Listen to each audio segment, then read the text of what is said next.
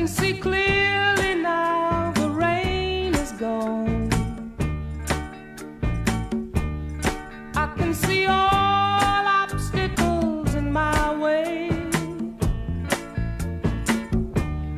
Gone are the dark clouds that had me blind. It's gonna be a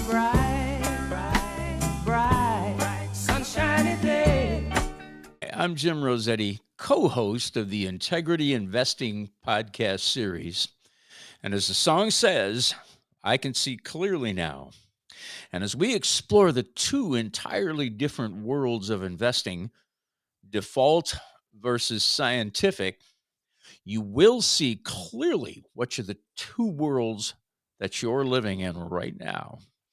This series of podcasts will open your eyes and enable you to enjoy real peace of mind, as well as clearly understand your true purpose for money, and to empower and equip you and your family to live the life you love and deserve. And now, here's your host of Integrity Investing, author, entrepreneur, CEO of Veritas Investment Services, certified financial educator, financial coach, and host of this podcast series, Margaret Wittkopp. Once again, we're talking the two worlds of investing as we have been describing it. But anyway, I just wanted to let you know that I just finished the 2-day event that was held virtually, and that came from your company. I had a great opportunity to go over and see it on a screen in your offices, which is great. People don't have to do that if they decide to go to this. They can do it right from the comfort of their homes. But it was just, so a lot of things are going around in my mind about the world of investing. And I'm calling it the worlds because I'm separating the two worlds. Here we are again, trying to help investors find some peace of mind, try to help them get on their way and part of that is getting them educated around the world of investing and what it means. And there are two different worlds. Yep. One that they're kind of pre-programmed into, it just is the world they think of investing, which is what you get out of the TV, most advisors, brokerage firms, all of that is just sort of set in place. It's what we call the default investment world, or it's the world that we find when you just go out to the typical investment firm and you're just kind of caught up in this whole world of predictions and having to try to figure out what to do with your money, and it gets confusing. Mm-hmm. So we do a 2-day seminar that helps people learn how to differentiate between what real investing is, using the science of investing and knowing that really you can do it without speculating and gambling. That's one world, a world they most often do not know anything about. Mm-hmm. And so we're going to talk about that. We're going to try to give people an insight into that. In that 2-day seminar you just took, they really get a deep dive into the mechanics of it and their own behavior. There's two parts of the science. One is the construction of portfolios so that you achieve the maximum amount of return for the amount of risk you're going to take. Okay, so that's one part of it. How to create a good portfolio, a good investment that won't fall apart on you. Yeah, achieves your objectives and all that. Okay, so there's that. And then there's the behavioral side, right? That's the second part of the science. So go ahead. Mm-hmm. What did you get out of that event? Well, the thing that was noted, and it just, I guess we know it, but sometimes we don't know it. It's that the unpredictability of the market, the randomness, the volatile markets. And so nobody's able to predict what's going to happen. That's one of the interesting things about that world of predictions is that, people go into the world of investing thinking they need a prediction, or they need a guru who can tell them what the prediction should be, or, some kind of prognosticator, hopefully not a con, but, they get swept away by con people. Really, if they're out there, they're all over. So sure they are. Try Sure. to prepare people to know what are the signs. What are the telltale signs that you're not in the right place and you shouldn't be talking to this person? Turn around and run, kind of thing. So that's part of what that 2-day event is about. It's to, really arm people with the knowledge they need to have, and it's not really tough knowledge. It's just basic stuff to keep them safe in a world of volatility. But one of the things that I really work at in my practice and with my relationships and my clients is how to look at volatility as your friend. It's not your foe. And when you have an engineered portfolio, I mean, truly engineered, just like you would, or like an architect who built a beautiful building, right? And depending on what the use of that building is going to determine the architecture, right? And it's going to be very well designed. It's not going to fall apart at the first wind that blows. Right. So, yeah. So it's engineered. But in the markets, they are very fluid. Money flows. It flows to, based on what people are thinking about it, based on, just things that you can't even predict. Now, if you rebalance your portfolio, here's the anecdote. The anecdote is that you rebalance because you do have a design. If something's out of whack, you can now take what's relatively too high, put it where it's low, so that over time you actually benefit from the volatility in the market in time. Now, all of this is predicated that you have created a portfolio that is designed, has a real specific design. So now we can measure those things, right? We can measure how much should be in every category in our asset class. And when it's out of whack, we can put it back together. We can take some of the cash and put it into where it needs to go. Yeah, there was a good example of that in the event where we show how in 2007, 2008, fixed income did really well for a year, and your tendency, now here's the human behavior part of it. The tendency is that you want to put all your money over there. Oh, let's go to that fixed income, put it in cash. Let's do that. And what happened the next year? Small caps were like up through the roof. 40% up.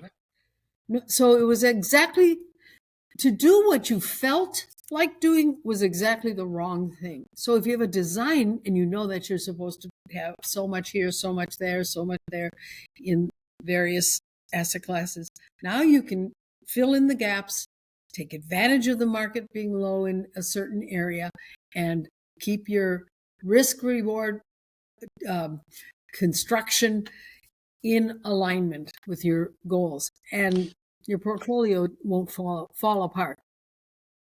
Yeah, they pointed that out so well, and it was, that event is so, it's an aha moment almost throughout that event, many places, and sometimes I've been through these before, and it only gets better every time I go through them. Just small tweaks from time to time, but it is so informative, and it gives you such a it's designed to do that. It's it's really a well-designed program, and very grateful to be able to present it. It's work that we have been in for quite some time. We've been working towards being presenters of this very it's a very meaningful and transformational, basically. The intent is to transform the investor's experience. Right. Oh, yes, it can do that. Yeah. Yeah, from the world of predictions the world they came to by default. That's why we call it that, and now they have an option of seeing a whole new way of looking at the world of investing from a scientific method, based on academic research, based on empirically tested academic principles. And once you get that, you can take. I had at that particular one, we had a young woman who said, "Oh, she wasn't interested in coming." Her husband said, "Oh, she's not going to want to come." But her reaction, oftentimes we'll hear that, not just from women, sometimes the guy. It has nothing to do with your sex. It has to do with, who takes care of what in the household, maybe. I don't know. But sometimes people have that reaction. They just don't want to be bothered. They make it so easy to understand that it isn't. That's exactly what I saw. Totally blown away. She said it wasn't anything she thought it was going to be like. People that were there thought they would not get as much out of it, and it was amazing as we took breaks, and they just said, "Wow, I'm so glad I came to this." One of the things I got to tell you, Margaret, is they ran a little clip of one of the TV investment talk shows, the talking heads, the pundits, that kind of thing. I think so. I went out and tuned in one of the investment shows over that weekend, and I counted the number of predictions that were made by the guests and the hosts on that talk show, and it was like they had insight into the market. They were able to read the future. And it was at all. Least they like you to believe that, right? Well, that's right. That I could see where people are going to believe that and buy into that when they see these prognosticators start to blow. They're supposedly experts in this field, but they can't read the future as much as they sound like they can. It's not possible. Well, if you listen to the words they use, they'll use words that even use the word prediction. Yes. They'll even use, I think it does, based on blah, blah, blah. It's not, they don't really predict anything. But and if people don't hear those words, those little helpers. Well, you're right. That's the problem with it. It's very misleading because they present it like it's fact when in fact it's not. Yeah, it's kind of like sound bites. You're buying into the sound bite. That's right. Well, and if you really listen carefully, oftentimes what you might hear is that these talking heads on TV will contradict themselves within minutes. They'll say something over here, and then 2 minutes later, they're saying almost exactly the opposite. Just to cover their bases. Yeah, if you listen carefully. And don't just sit there glibly, not just sort of taking in like it's truth. It's not truth. It's just somebody's idea, and it's meant to sell products, TV ads, whatever. You got to know the source. So if you really, actually, your investment life should be very boring. Now, very boring wouldn't sell much TV time, right? Airtime wouldn't. That's right. Nobody be watching. Right. So, in order to get rich, in order to get your eyeballs on the TV set, or pick up that magazine, or whatever, make a subscription, Well, that's it. They had a panel group, and they were all jumping in. Each one had a little bit of input into the whole thing. So, and if you're listening with a kind of a casual listening ear, you might not catch that they're saying could go this way or would possibly. You just what they're predicting. I should jump over here, or I should go over there. It sounded like they were directing Forbes. Me. Steve Forbes, the. Oh, yes. I don't know what his he Forbes Fortune magazine, I think is it Fortune or Forbes? Forbes. At any rate. It is Forbes, yes. Yep. Yeah. And he made a comment once that it's a good thing that investors, I think I'm paraphrasing him, but it's a good thing investors have a short memory, because That's how he sells his magazines. He's a great guy. Don't get me wrong. I like Steve Forbes. In a lot of ways, he's a good, strong, Oh yeah, yeah. Fella. He's got some good ideas and all that. But he even laughs at the people who read his magazine. If you take your advice from a magazine, well, God help you. That's exactly right. Yeah. Yes. And but they're there not only to to say what they say, but they're there to kind of entertain you a little bit too. It's a little theatrics going on. So and that's what I think. Term coined for that, Jim. It's called investainment. It's entertainment. Yeah, I like that term. Investainment. So all of this describes the world that people are kind of caught up in and what they see. And for some people, it gets so just noisy. They have no interest in all those predictions. They don't want to think. It's too confusing. Let's just put it. It's too confusing for them to really think about. So what happens is they turn it off. Mm-hmm. They don't want to think about it, so they turn it off. And that's really dangerous too. They take a really passive attitude towards their investments. They sign up for their 401k. They don't know what to put their money in. So they look at past performance. Past performance has nothing to do with the future. So they get misled by track record investing, or they just put it in the default, target such and such. They call these target date funds, often very poorly. We've done a lot of research analysis, not really research analysis of the default, these target date funds.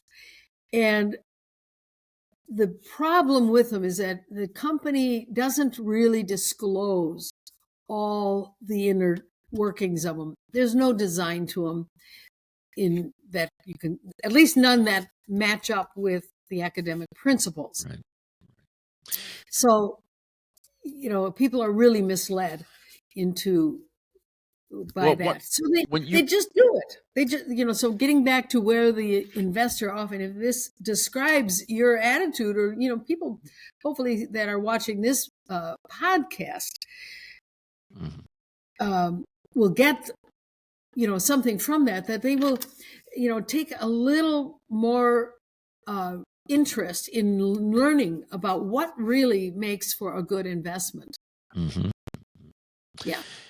One of the things, getting back to that track record investing, and that is such an important point. One of the things, a metaphor that I thought about, that because there was a big sports weekend going on last weekend, and I saw you got two teams that are going to meet on the field and battle it out to win a football game, and the talking heads all pick a winner before the game is played, right? Oh, such and such a team did so well in the regular season, they're going to go into this and just shellac the other team. And what's amazing is I love it when they say that, because usually the outcome of the game is the other team that was really, not supposed to perform well wins the game. It's an upset. And I thought of the market. I thought, how does that relate so much? You got talking heads before the game. They do these little pre-sports shows, and it reminded me of that kind of conversation. Here we are predicting winners, and they're not. They're just guessing, and people should realize they're guessing. But a lot of people base a bet on that. So that's how people can get misled into buying into. So I just thought it reminded me a little analogy for what goes on in the investment world. Absolutely. Some advisor pulls out the Morningstar ratings and shows you a 5-star or 4-star report and blah. It's a lot of wah, wah, wah, that old Charlie Brown. Yeah. I think, that's the way you should hear it. But what happens is people actually buy into it because they have nothing else to fall back on. They have nothing to base their own decisions on.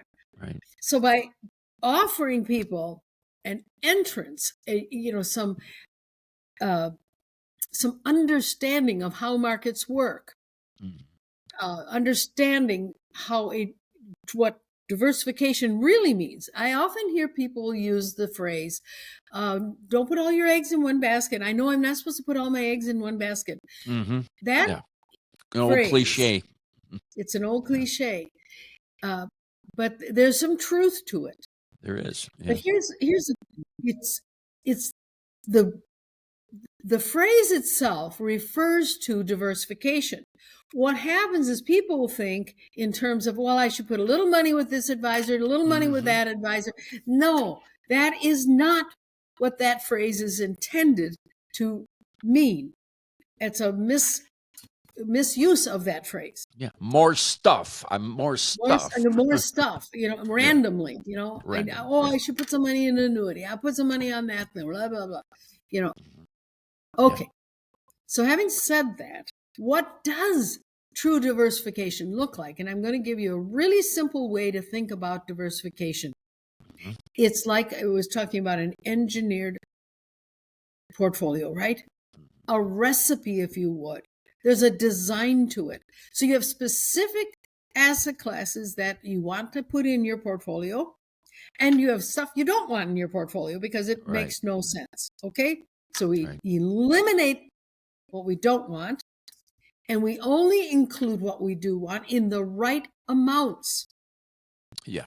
Yeah. So the right stuff in the right amounts, not just any old stuff at any old amounts, any old where.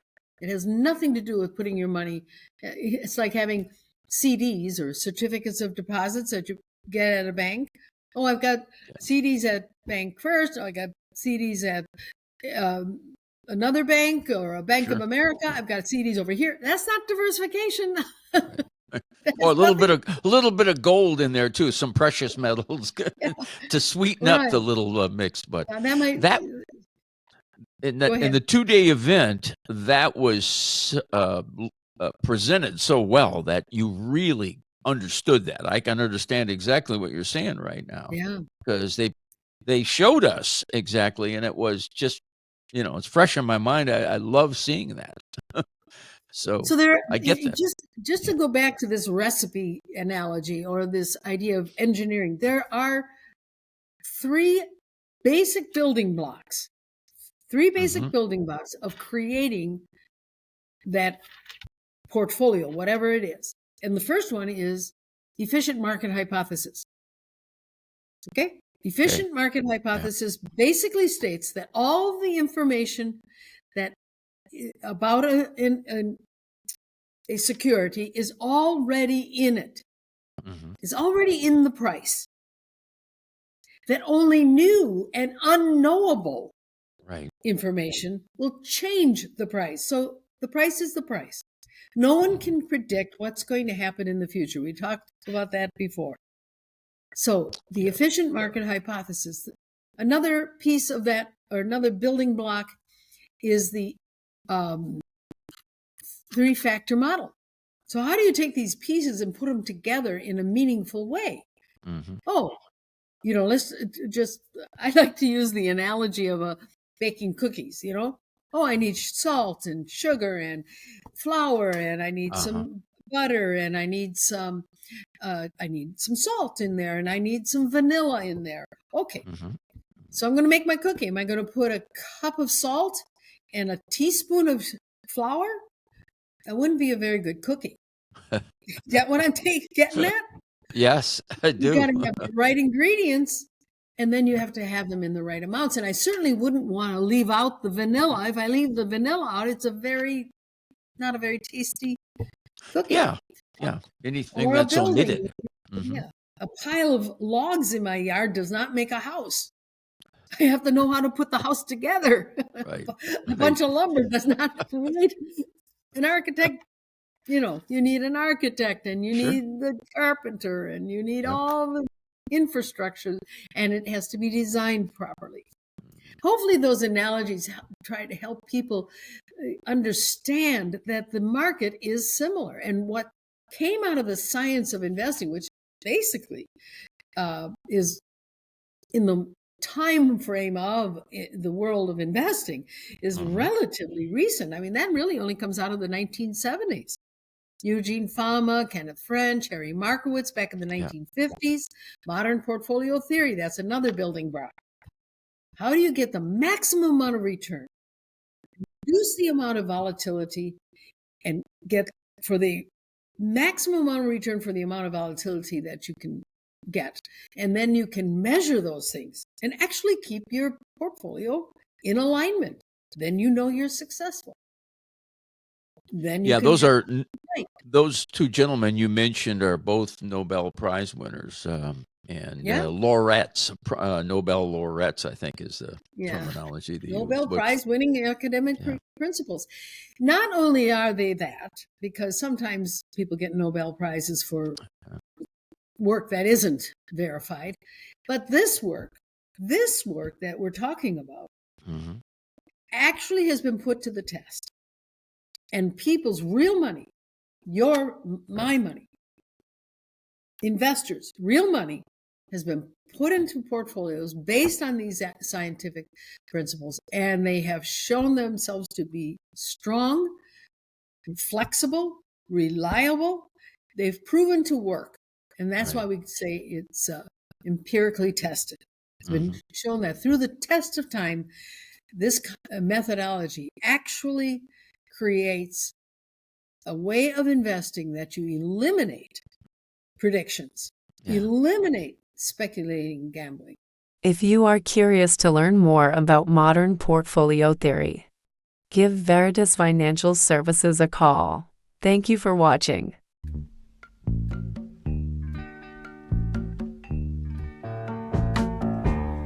I can see clearly now, the rain is gone. I can see all obstacles in my way. Gone are the dark clouds that had me blind. It's gonna be a bright